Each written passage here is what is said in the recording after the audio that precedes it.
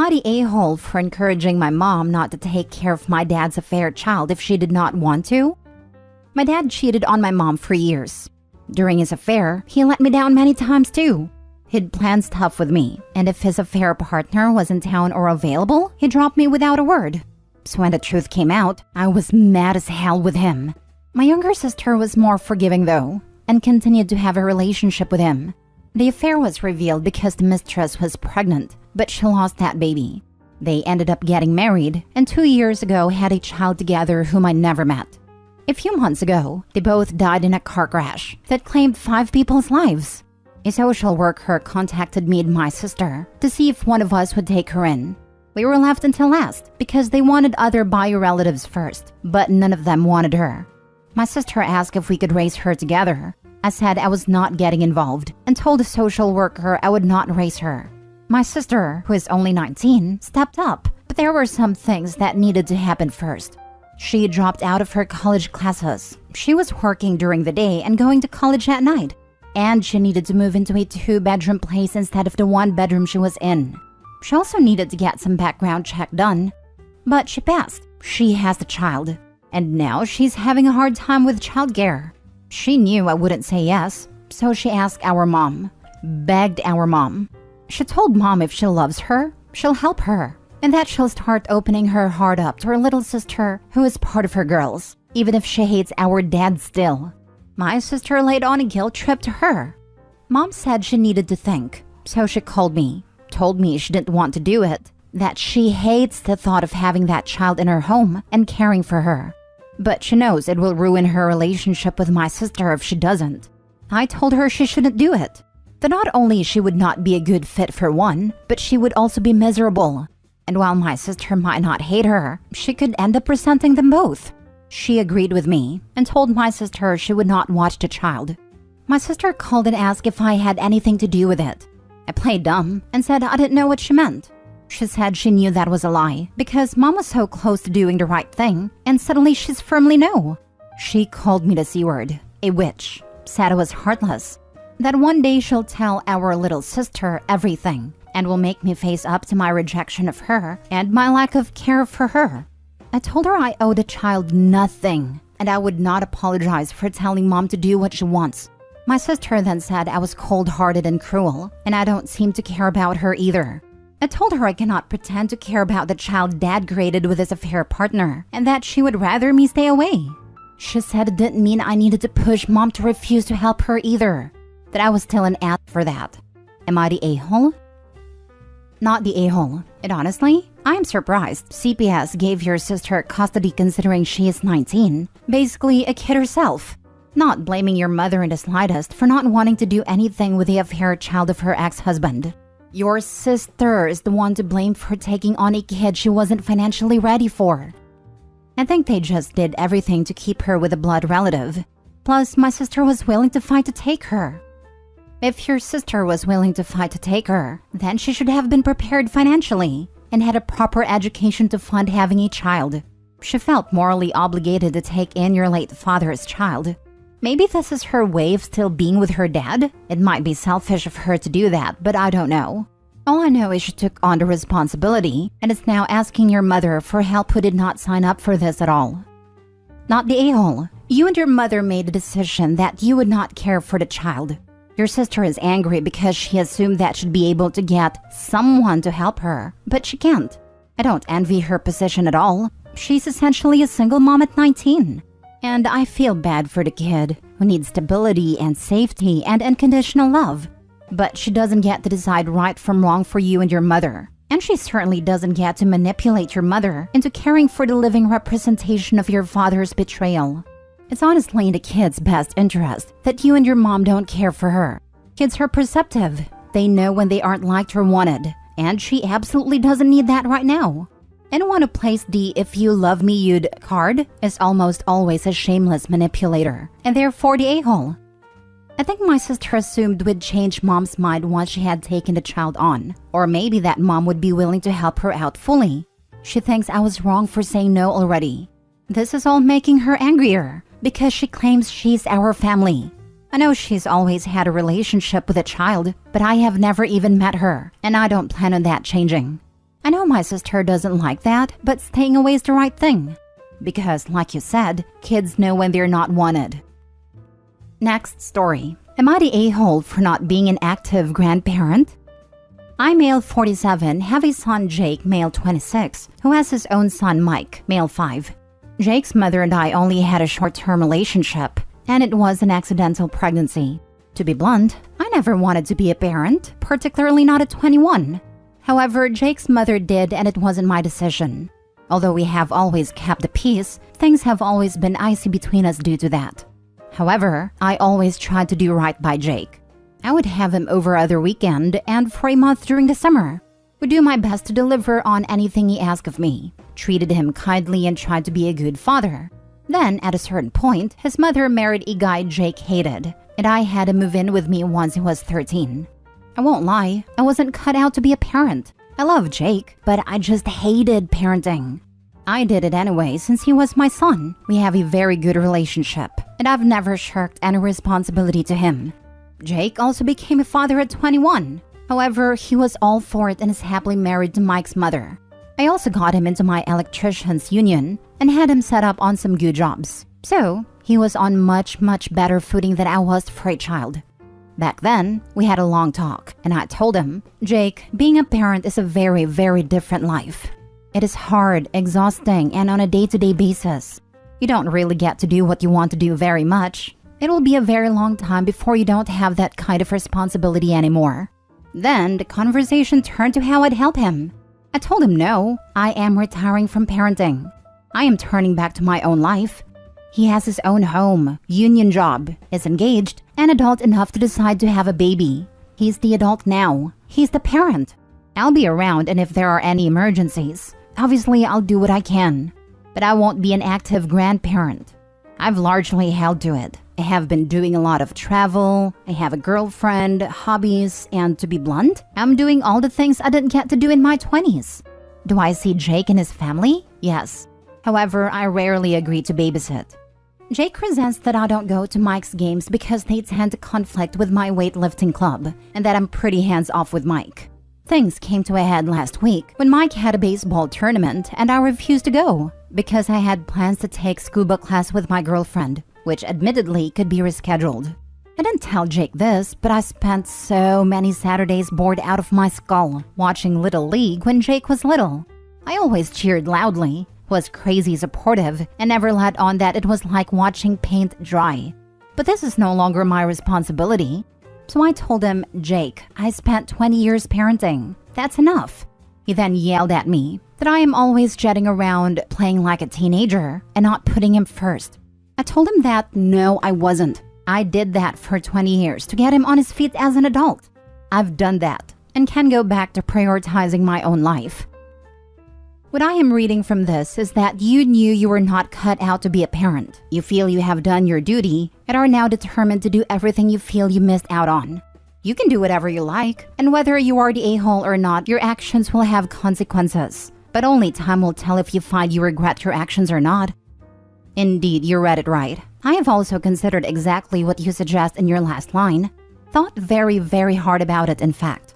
I am far more likely to regret never getting to live my own life if I were to give that up again. You might not be the a-hole, but you're ruining your relationship with your son by essentially saying, I don't care about being actively involved in your life. I've already done the bare minimum expected of me and I won't do more. Do you want him to go no contact with you? Because that's the direction this is heading in. Maybe this will make me the a-hole, but if that's the price, okay. I've spent 20 years putting Jake first and not really having much of a life. I didn't get on a plane to Thailand and change my name. I didn't tell his mom I don't want to be a father, so if you have a baby, I'll pay child support but leave me alone. I was a very active parent. Jake was raised into a fully functional adult with a stable, steady job, his own home, and his own wife and baby. I did it because I fathered a child. He couldn't take care of himself, and it was my responsibility.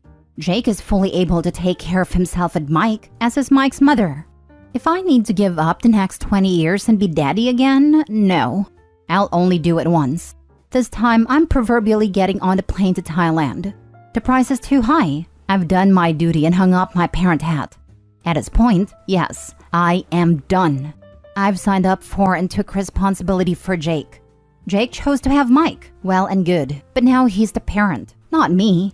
Although every disagreement on the internet always has going no contact as literally the first port of call, real life isn't like that. But because it seems that is what everyone wants to talk about, if let's say that were really what it came down to, so be it. I'd wish him and his family well. But whether it makes me the a-hole or not, I've taken my life back, and I'm not going to put it to the side again. If the choices are I walk off into the sunset or I have to be a daddy again, I'm walking off into the sunset. Nobody has threatened such a thing, nor is anyone talking about it. But this, being the internet, it is the go-to that everyone says immediately. I hope things don't go that way. I don't want them to go that way. But if those are the terms, that will be my choice. Next story. Am I the a-hole for crying, causing a wedding to be called off? I'm 31 female. I have a friend named Anna, 35 female, and Alex, 33 male, has a 7-year-old daughter named Frankie who has a severe peanut allergy. Alex is very protective of Frankie and takes great precautions to ensure her safety. One day, Anna and I decided to go to a restaurant, and we informed Alex beforehand. He explicitly told us to make sure that there were no peanuts in the food. Unfortunately, in the midst of ordering our meals, I completely forgot about Frankie's allergy, and she ended up eating something with peanuts in it. This resulted in Frankie having a severe allergic reaction and requiring immediate medical attention. Upon learning about the incident, Alex understandably became angry and upset. He directed his frustration towards me and Anna, stating that we should have asked about the presence of peanuts in the food. Furthermore, he expressed that he no longer wanted me around Frankie if we couldn't be more responsible. I busted out in tears. This argument escalated, leading to a major fight between Anna and Alex and ultimately causing their wedding to be called off. Now both friends and family are placing the blame on me, stating that Anna and I should have been more cautious and that I ruined the wedding because I'm an idiot who doesn't listen. Info. Were you the only one ordering? Could Anna have identified that there was peanut in the food? Why did the argument escalate? Why did you not simply agree you had been irresponsible and agreed to not be around Frankie? Anna told me it escalated because I was the one who ordered the food, because Anna had to relieve herself and she was in the bathroom when I ordered it. And Alex said he doesn't want me around because he reminded us in the car before we went in a restaurant to check for peanuts. How long was it between this reminder and ordering that you managed to forget something so important? I'm guessing it was minutes, not hours, which makes your failure exponentially worse. Do you usually forget things so quickly? If so, you need to talk to your doctor about these lapses, since a little girl could have died because you have holes in your memory. You're the a-hole. I love how you purposely left out that you are the only adult at a table at a time of ordering. You are 31. If you think you can shake off any responsibility with "I just forget" and "I'm not good at listening," you might need to be accompanied by an adult to navigate daily tasks. You're the a-hole. You could have killed that child.